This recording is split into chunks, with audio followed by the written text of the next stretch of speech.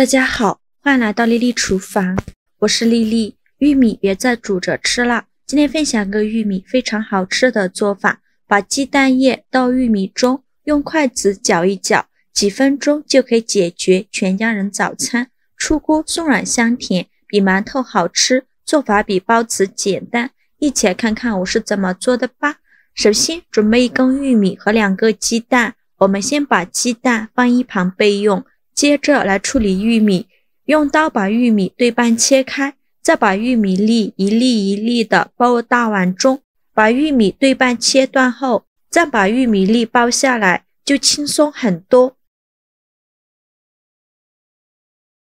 1个玉米包了小半碗，再倒上的清水，把玉米简单的淘洗一下，清洗一遍之后控水捞出，放大碗中。锅中水提前烧开，把玉米放入锅中，给它煮5分钟，把玉米煮熟，用铲子搅拌一下，开大火煮。5分钟后用漏勺控水捞出，放另外1个大碗中，先放一旁备用。接着准备2个鸡蛋，把它倒小碗中，用筷子搅散，搅散后再把鸡蛋液均匀地淋在玉米上，全部倒进来以后，用筷子搅拌均匀，让每一粒玉米都能裹上一层鸡蛋液。搅匀后再全部倒绞肉机中，再加入100毫升纯牛奶，盖上盖子，给它搅打成玉米糊，也不用搅得太碎了，有点颗粒感会更好吃。搅好后再把它放大碗中，像这样的玉米糊就可以。再往里边浇4克酵母，加30克白糖，促进酵母发酵。喜欢吃甜的可以多放一些，用筷子搅拌均匀，搅拌至酵母溶解。搅匀后再分次少量的加入250克普通面粉，边倒面粉边用筷子搅拌。这一步呢，面粉一定要少烧的放，这样搅拌出来的面糊呢会更加的均匀，做出来的面食会更加的蓬松。最后搅拌成这样细腻粘稠无颗粒状的面糊，搅拌的时候感觉阻力特别的大。再盖上保鲜膜密封起来，放冰箱冷藏发酵1个晚上。第二天早上起来的时候，准备小把红枣，大约有15克左右，再加入小把葡萄干，大约10克左右，淋少许清水，把红枣和葡萄干打湿，再往里边加2勺食盐，加2勺食用碱，用手抓拌均匀，让每一个红枣和葡萄干都能裹上一层食用碱。因为红枣和葡萄干表面有一层褶皱，里面是藏污纳垢的好地方，直接用清水洗很难清洗干净。这里加食用碱呢，食用碱有很强的去污能力，能把红枣和葡萄干褶皱里面的杂质和灰尘清洗掉。抓拌至感觉水特别浑浊，再倒上的清水，把红枣和葡萄干好好的清洗一下，把表面的食用碱清洗掉。清洗一遍之后控水捞出，再放另外1盆清水中，给它多清洗几遍，直到把清洗的水变得清澈为止。洗净后控水捞出，直接放到案板上，取出一把厨房剪刀，把红枣剪成小块，把枣核去掉。红枣处理好以后，再和葡萄干一起剁碎，也不用剁得太碎了，有点颗粒感会更好吃。最后剁成这样的状态就可以，再把它放入盘中。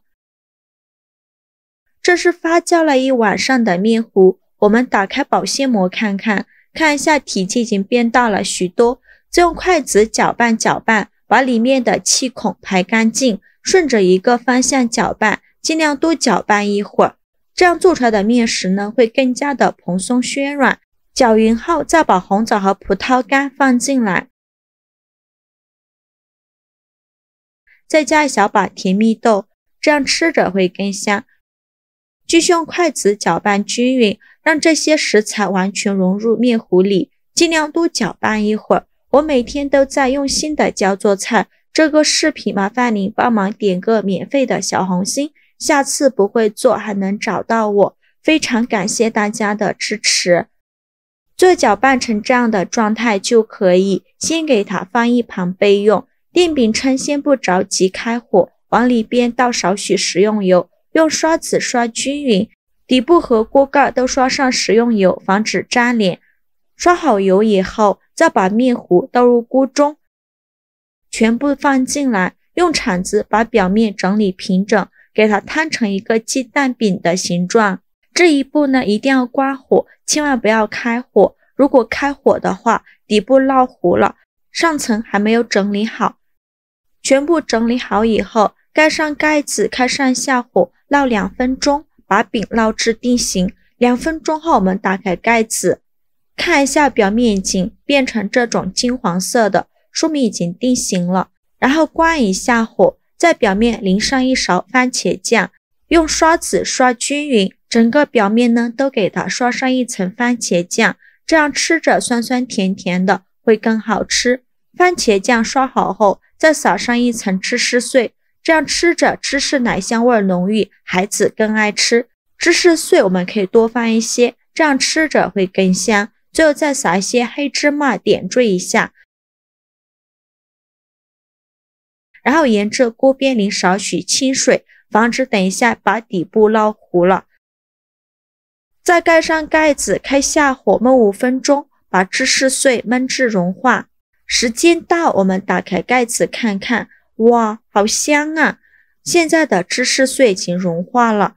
用铲子按压能迅速回弹，说明就已经熟了。再利用一个大一点的盘子帮助它出锅。为了方便食用，我给它切成小块，切成自己喜欢的形状就可以。我给它切成了3角块，切的时候都能感觉到上层的芝士碎拉丝效果很好，中间呢蓬松暄软，底部焦香酥脆。切好之后就可以美美的享用了。像这样非常好吃的玉米鸡蛋方便饼就做好了，表皮金黄酥脆，看着就很有食欲。用玉米做的方便饼，吃起来外皮酥脆，中间松软还香甜，加了甜蜜豆、红枣和葡萄干，还有酸酸甜甜的口感。咬上一口，一股玉米的清香味扑鼻而来，真的是营养又好吃，而且是用酵母发酵的，好吃又容易消化，用来当早餐真的很不错，几分钟就可以解决全家人早餐，